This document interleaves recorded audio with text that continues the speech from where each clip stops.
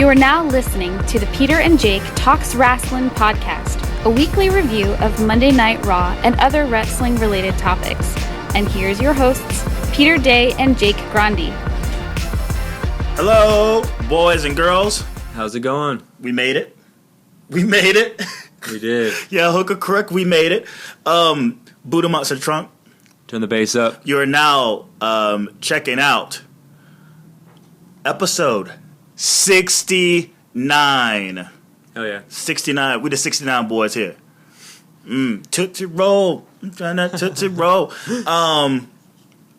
And this is Peter. Yeah, Peter and Jake Talks Wrestling. I'm Peter, and this is Jake. And Jake, and we are, since we've started this podcast, I was clean shaven for a bit, and since we got into video, may have been growing my beard out a little bit. Yeah. But you've had the Kenny Rogers for quite some time. Oh yeah, Kenny Rogers. Yeah. I like it. You got the Kenny Rogers, and me, I'm growing my little beard now, and it's all right. I mean, it ain't Kenny Rogers over here, but it's good. Yeah. So this, Kenny Rogers. so we're like, we're not the Wyatt family, but we're like the Quiet family, or the Riot family. The Riot family. I like Riot. That. That's nice. We're Rye Black family. Well, whatever the fuck we are, just admire our beards, okay? Oh yeah. Just admire. Just soak it all in and feel the power. We got a lot to talk about. You want to talk about just a quickly best worst of the week? Just quickly. Shit, man. Since I ain't seen you. I give you mine now. Yeah. Take your I time. gotta think about it. Today, what's good today? What's really good today is my month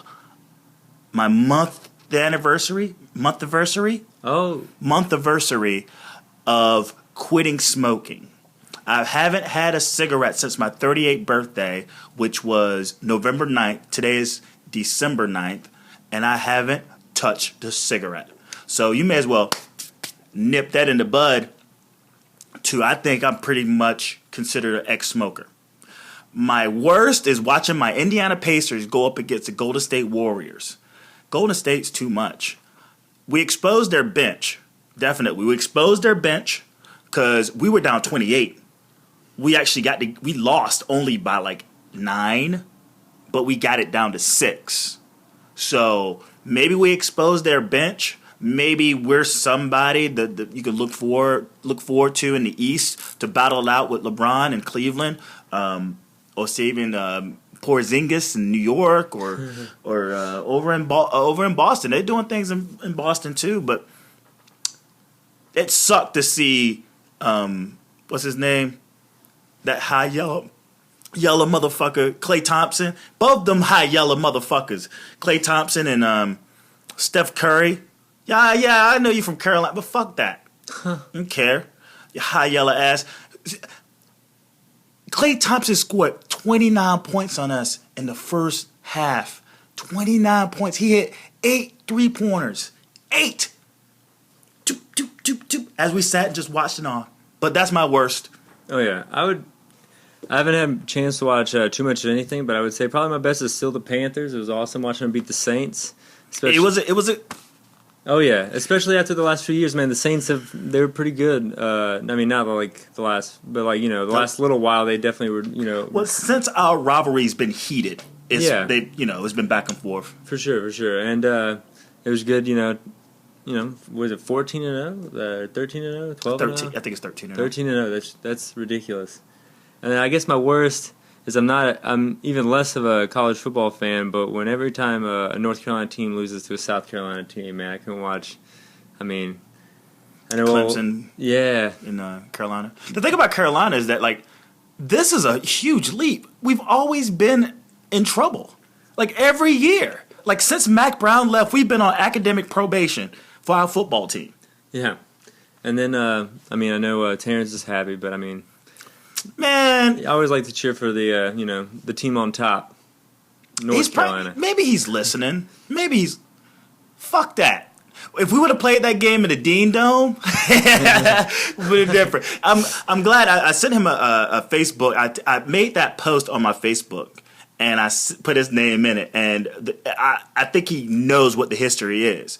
Clemson, since joining the ACC, the basketball team has never won in the Dean Dome. Never.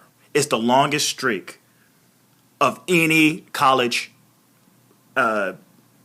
college record ever. It's the longest running ever. Yeah. Clemson not winning in the Dean Dome. And if that football team, if they would have opened that shit up, they played football in that motherfucker, maybe arena football, yeah, we probably would have came out on top. We probably would have came out on top. Okay. So what are we talking about now? We got the go home show for NXT's tonight. We got the It's everyone's favorite I guess segment of any podcast.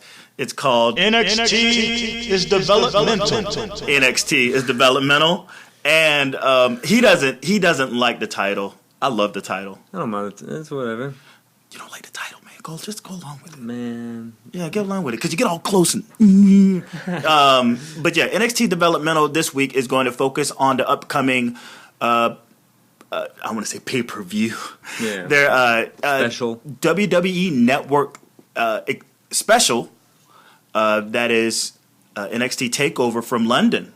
And I've been following. I didn't get to listen to y'all last week. I didn't get to listen to Fast in the World last week because I'm always working on this. Yeah, for sure. And other stuff. But what was the big story coming out?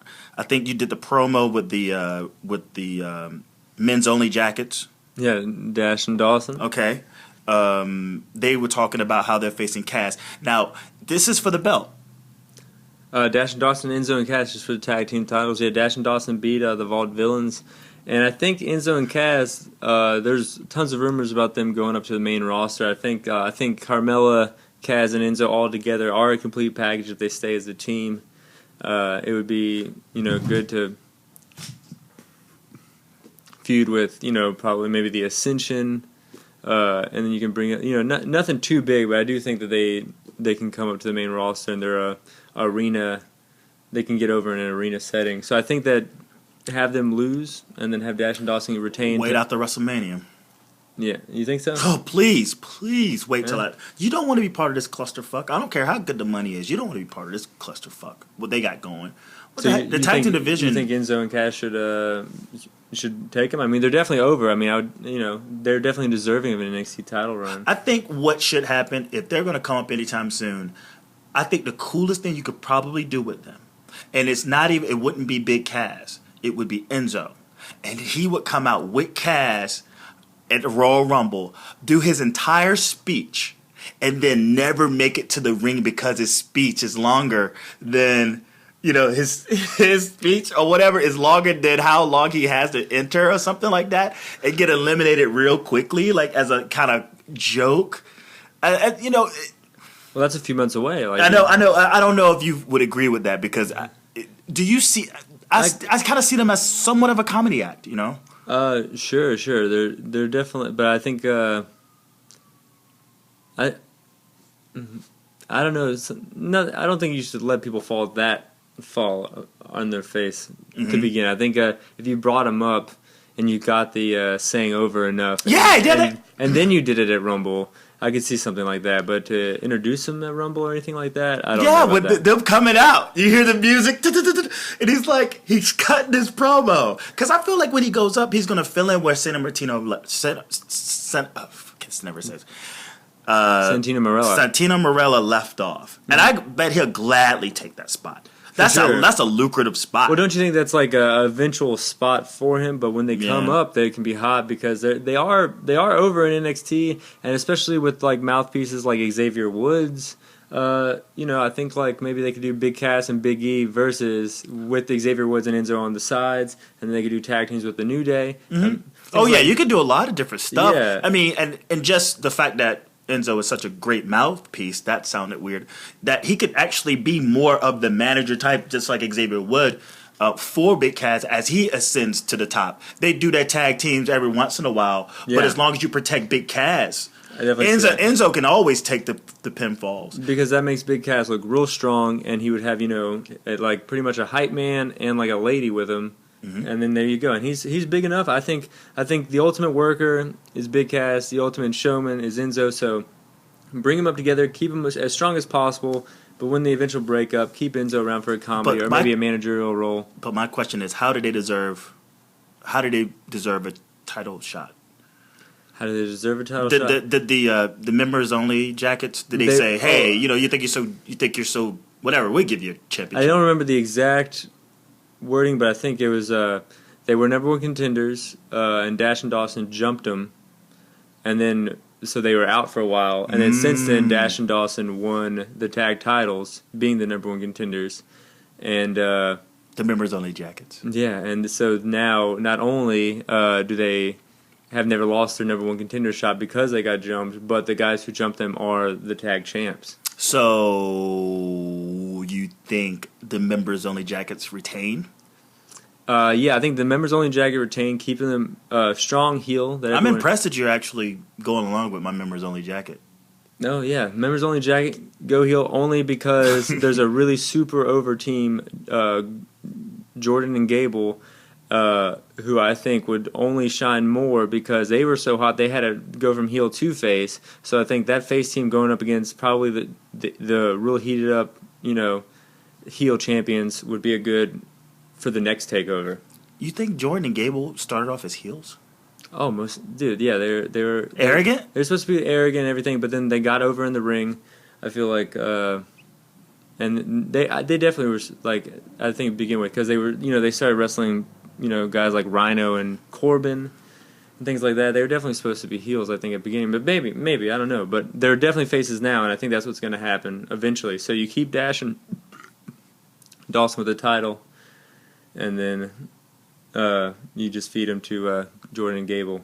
Who we got next? We got Bayley. So the Bayley storyline's been a really good one, I think, in terms of championships. Outside of Jay Lethal's championship story, I think Bayley has the second best championship storyline there is in wrestling today. Yeah. Outside of, say, Okada, of course. But I think with the sports entertainment, the reigns could get a little convoluted if you're either the Intercontinental, the U.S., the World Heavyweight, WWE World Heavyweight Championship, the NXT. You go down to NXT, and they're training them for sports entertainment. You look at the Finn Balor reign, and it's been nothing, and nothing's happened. Right. Nothing has happened. I mean, the feud, he hasn't had a chance to defend the belt. Brooklyn, and then ever since then they had the Dusty Cup and everything. He's been everything but him as the NXT champion. And I guess right now with his feud with Joe, Mad Joe, then he's finally getting a chance to defend it or have at least somewhat of a reign within a feud. Bayley, on the other hand. It looks like they were about to fuck it up because it's been real lackluster down in the NXT women's division. But what they're doing with Eva Marie, the storyline with that, I don't think it's been lackluster at all. I think her semi feud with Alexa Bliss or semi feud with Eva Marie both were really entertaining to watch. And I think her still beating Sasha Banks in her title defense was really good. And then heating up Nia Jax week after week. Now I think mirroring kind of like Daniel Bryan and Kane in Daniel Bryan's first title defense. I didn't like that. I didn't like the Alexa. It got a little wacky, especially with the Hype Bros, whatever the fuck they're called, and the Australian. But that was it was super over in the. Yeah, I understand it was over, but it was just a little too wacky for me to take serious. Oh, but then you had the Bayley look strong while suplexing a member of the former tag team champions. Yeah, it was filler. They had to buy time. Uh-oh. General manager. I know, Raw general manager. Actually, I have to tend to them real quick. So Give us a quick second. We shall return. Sounds great. And we're back. Sorry about that. Raw general manager, he hits me up every time. But this time I had to go check it out. He's like, Raw sucks. And I was like, I know. Oh yeah. So we were in the middle of Bailey, the Bailey story, and how I thought, hey, I just think that she has a really great storyline, and the stuff that she did with Blake and Murphy and all that shit, Blake and Murphy and the Hype Bros, I thought it was all filler. But since moving on to Eva Marie, and then that, and now she's defending the belt against the Big Samoan, right? Yeah, Nia Jax. Who do I see winning that and why? I definitely see. Has anyone ever won the belt twice? I'm not sure. If anyone has, it would be. I think Charlotte had it for a long, long time. I know Paige had it, and I think that might have. I think that, and then other than Sasha, no one's won it twice. No, I don't think so. It's been short. It's been a short reign, but yeah, I don't think it has both NXT belts never been won again. Do you get your one reign and then you move on from it? Yeah, I don't think any NXT, because I know no multiple times, no tag titles, and maybe the very early going, maybe I'm not sure, but I know. Yeah, definitely not tag, definitely not women's, and I want to most definitely say not world, but I'm not too sure on the first one or two. I think it went like Seth Rollins, Big E, Bo Dallas, Neville, Zayn, Owens, Finn, if I'm not mistaken. Okay, so did we already give our predictions on the tag team? Who did you say won? Yeah, we definitely did a prediction on tag. I said Dash and Dawson. Oh yeah, and I said I didn't say anything. Yeah, well, who'd you pick? I guess if we're already talking about, man, they gotta win at least once. They gotta win it once. So? They gotta win it once. Well, yeah, you said that those guys are transitional guys. Dash and Dawson. Yeah. Oh yeah, most definitely. I just think they're transitioning for someone else. So that's. Oh, who did you say? Oh, Jordan and Gable. Jordan and Gable. Maybe they. Well, if you really want to put Jordan and Gable over, and their whole thing is we're going to take out all the biggest, baddest, long reigning guys, and I see Kaz and Enzo being that group, being those guys, because they've been there as long. Yeah, but they never had the longest reigning. They never had the titles. So, and I think, but in terms of longevity, though, they've been a tag team longer than Jordan and Gable. Yeah, they have been a tag team longer than Gable. That's exactly why I think you should bring them up. Just they were super over. I think they're at risk of getting stale, kind of like the Ascension did. So then when you do bring them up, I think the buzz is under them right now. So you take that buzz and you put it on the main roster, it'll do good. But if you keep guys in there too long, like maybe even in Tyler Breeze, like we saw recently, it might be too bad. You got to bring them up. Maybe it might be more organic than they want to articulate. Maybe it might not be time for the whole landscape, but it might be time for just right them. They need that. They need the belt more than anybody who's ever needed a belt before in NXT. Why do you say that? Because they're mega hot. I mean, like, well, that's what I say. And they've never really been given the opportunity. Then to have. Why do they? Yeah, they've definitely faced for the belt before. But, then why do they need the belt? If they're mega hot, then I would see them not needing the belt. Just to have the moment. They can have the moment. Let them have their moment. That's all I'm saying. This is all like moment for me. Like, it's not necessarily like, oh yeah, they need this reign. I said, well, let the confetti fall for them, you know? Let Big Cass put Enzo on his fucking shoulder, holding the belt high, you know? As Carmelo claps, staring up at all their greatness. Well, don't you think, okay, listen to this. You keep that buzz going. You bring up to the main roster. Then all those fans are still advocates for them. You know, they could be like, yeah, and then when they, have maybe a small run, I can see like them being transitional champions in the WWE. On the main roster, I don't see them as champions at all. I don't see them tag team champions at all. I think that entrance will get them over, and I think just like what happened in NXT, I think the entrance will get them over, and I think the idea of the smaller guy getting beat up, leading to the hot tag by the big man with Carmella as well, I think that's a complete package to take the belts off the New Day, because I think the Usos. Whoa, you're jumping the gun. No, I think the Usos are kind of stale, and they really didn't do a lot with the Lucha Dragons. So I think if they put the belts on any of those guys now, it would be like up and down, up and down. But if you just watch someone ascend, all I gotta say, brother, is pump your brakes, pump your brakes, pump your brakes. That's a little too much too soon, brother. That's a little too much. It won't happen. No, I'm not saying boom, boom, boom, but I'm saying maybe through the course of, isn't there another pay-per-view after TLC? Slow down. Slow down. No, I'm saying, isn't there another pay-per-view after TLC? And then you said that you wanted them on the Rumble. Yeah. And then, you just... As a taste, but like, no, but like... No, you need something something to revamp the division, because... Well, my prediction is this. New Day is so hot, let's just move, because that's a whole other debate we could take on later. Sure. My prediction is... Give Kaz and Enzo the moment, and they'll later drop it to Jordan Gable. Yeah, and then we were talking about Bayley and Jax. I think it's probably going to be Bayley, and you were. Bayley. I think you were getting at something about it happening twice. Yeah, well, I would hate, because the storyline right now is that they're stacking the card, like the corporate card, against her. Like they're basically Daniel Bryan and her. Like they're making her as like she's not the one. She's not corporate material, and I think that's this is a parallel to the Daniel Bryan feud, because Nia Jax is kind of like the Kane. It's a big scary monster going up against the underdog that everyone loves. Well, I see her as she's kind of in a category, because it's like it's too much too soon. It seems, even with this, where it's like I wish there was, because I feel like Nia Jax is she's the big boss in like a video game, Sure, yeah. She is the big boss, and they could have held out. I don't want to see Nia lose. I don't want to see her lose. So I'm gonna go no contest.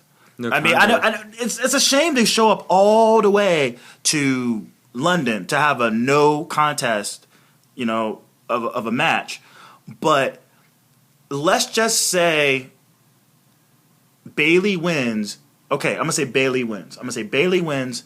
And Nia Jax just beats the living crap out of her. Just gives her a pommeling.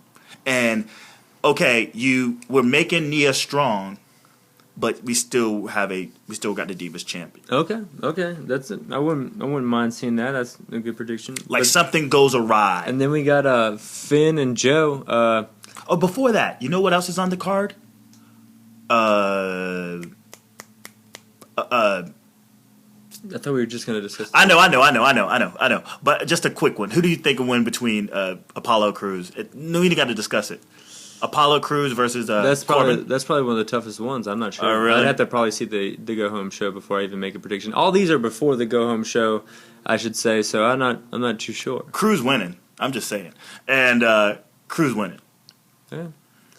I don't know. They seem to really like Corbin, but he's also been wrestling house shows against Finn Balor on the main roster. He's been going around doing house shows with him and Finn. So I would say his time is running more thin on NXT than anyone. He's still really, really green. I feel like as far as crowd goes and as far as how far they pushed him, but I cannot see him. They got Braun, they got Roman, and they got a lot of green big guys on the main roster. I think I don't see. I don't know. I think he needs to work a little hard. Mm-hmm. Work. So you see Crews winning though, right? Yeah, because Corbin. I think Corbin needs someone tough to go. I see Crews winning to keep the feud going, because they've definitely been pushing Corbin to the moon. So to bring him down, bring Apollo up, and then have like maybe a 2 or 3 parter, if you will. Mm-hmm. Will probably be the best on that. But then we have Finn and Joe. You said earlier that Finn has not been not your favorite title line. No. Well, he hasn't. Since he's held the title, he hasn't had time to focus on having an actual reign because of the tournament. That tournament lasted what? How long? A while, yeah. Good. Well, from one takeover to the next, and this is. But I think that's building this match that's been going on. I guess since really, 2 weeks after Takeover Brooklyn, which is wild to think about. But yeah, Finn and Joe been teaming, then they turned, and now it's going to this. So this has been going on, since the summer, the end of the summer. Finn and Joe. I really would like to see it on Joe, but I guess that's I just love Samoa Joe. But I think Finn, like we said before, like even though he's ready, like I feel like they might.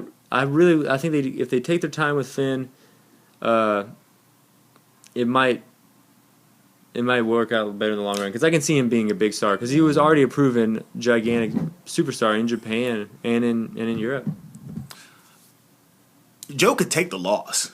Sure. Yeah, Joe could take the loss. If there was one guy that can take a loss on this show, because we've seen this. It looks like Owens versus Sami Zayn. We've seen it before. It looks like it could actually be a replica of an ending where Joe can just walk in and brutalize, because he's been brutalizing the shit out of Finn, right? Just brutalizing him. And it looks like within a match could be the same thing. But no, we've seen that it's time to be a little more creative with the endings. And I see basically, Joe, I guess I see Finn taking a babyface beatdown until he, just fins up and takes him out. Like it's going to be a classic babyface type of match where he catches a beatdown and then he's going to find an opening because Joe's going to get cute. And next thing you know, you got a coup de grace on his ass. And he probably hit him twice with the coup de grace. I can almost see him putting the clutch on Joe. I can almost see him attempting to do it, but Joe like breaking out of it, and then Sure. I definitely think they got to really take their time with Finn, and I think having him be like the NXT champion for a long, long time, and then just creating a big buzz around him, so whenever he does come up, it is a big fight feel. And because I think if you really take your time and go slow with him and his character, he's going to get over, just like a Jeff Hardy did, and just like all these people that you've shot right to the moon haven't. So I think if you see what you used to do as successes and see what you've recently done in the past for your maybe flops, you can work with Finn. I think the character's over. I think it's like a little thing that's missing is like this is like the Jeff Hardy role in the WWE. I think that's what I think he's there to take that spot. I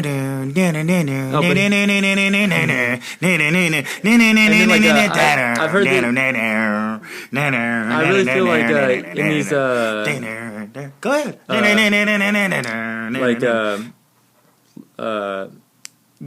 Bray at times and like Undertaker at times, like you can't really put them in like you can only keep him as this like dark and scary guys, but with this like demon kind of character he's doing, kind of like how Kane tried to do, kind of like how Abyss tried to do, but he's being introduced as this character from like he's like a good like a good worker in the ring, but if you piss him off enough, he will like get this whole ambiance around him. But so that way you can put him in feuds that are more realistic, and then take him to feuds that are maybe at a superstar level, to and fro. They call him a demon. I like and the way that he's presented though, outside of say the fake dreads and the body paint. I mean, I see him as more of a Lucifer type, like a Damien type. You know what I'm saying? Like he's, you look at him, you don't think that he's a bad person. How about that? And not more like, well, don't make him angry. You wouldn't like to see him when he's angry. He's still the same baby-faced, good-looking guy that would like, Well, that's what I was thinking. You don't know by just seeing him. You're not under the impression that he's like a cold-blooded killer. No, but that's. But you know what that reminds me of? That reminds me of like, to be honest, like I think he's already over with the internet. Like audience who likes maybe a predominant work rate, but with this character, it can really get him over with what I've seen maybe on Twitter a lot over the past few years. Is this like Twilight goth girl type thing that the Hardys had and that the Shield kind of had right before they broke him up? But I think he can come in, and that could be a lot of shirts moved because of like this like weird trend, like this like I mean, the WWE's been on CW a bunch, and I feel like it's he has the potential to be a little more sophisticated than that. I think it could be a little more sophisticated. And I think that's how it'll work. It's like we're the Hardy Boys for its time worked, but it was like extreme. It was wild. But this is like a cunning, a swift take on it. Yeah, because whenever I think Hardy Boys, I think trash. So it's nothing against Hardy fans. I just go, well yeah, that was 10, 15 years ago. Yeah. But I'm saying this was that of this time. I feel like he's more clean cut. That's what I'm saying. Yeah. The culture, I feel like, is more clean cut. I feel like for the Attitude Era, like the cable television era thing, sure. But now this is like, this is not. I see him. I feel like culture has gotten more clean. I feel like culture has gotten more like, not wild animal, but more like put together ambiance. In a way, I just see it as he's more comic book. Sure, no, he's more comic book gamer, like James Bond kind of thing going, man. Just a little slicker version. I see what you're saying. It's gonna be. He has the potential to be presented in the lights that we've never seen before. Sure. We always have to make correlations to work rate and all that stuff, and I see the relationship, say, with the Hardy Boys, what the potential. I'm saying marketing Hardy Boys, but in the ring, I mean, in ring is going to get him over with a certain crowd. Like, I mean, it's just going to happen. Like, it's going to happen. I'm trying to think because it's like a better version, not necessarily a better version. That's horrible, but like another cutout of, say, what Cody Rhodes could have been. Could have been. Oh well. I see Cody Rhodes because Cody Rhodes. Could have been. But this we got to go with. I know. I'm just saying. Understood successes. I'm just saying. Like, if you look at them. I mean, same kind of build, same hair, same chiseled jaw. They look almost the same, and they almost damn near work the same. Like just a little bit. Cody's crazy. Like, don't get him wrong. I mean, this Stardust character. I've been done with this, and I think he's been run up with this gimmick for almost 2 years now. Well, I like the way they might be going with it too. But anyway, we'll get to that. But yeah, we both say Finn. Yeah, I think it's time. Even though I love Joe just from being a teenager and everything. I got all the baby faces winning in London. Hey, it's Chant City in London, and NXT is already Chant City, and it's on. I think it's on in cable there. The network. The network. No. I think NXT is on regular television in London because I know whenever they used to do like the when it was just on WWE.com, it was on in Europe over there, and like guys like Ethan Carter III and TNA now talk about how they love the European tours because they could open the show and people knew who they were. Oh yeah, whereas in America, whenever WWE does network specials, they still put them out on pay-per-view through other providers. So. That's always interesting. An interesting take. Yeah. So, all right. That's it for Raw. And for NXT, we're going into Raw.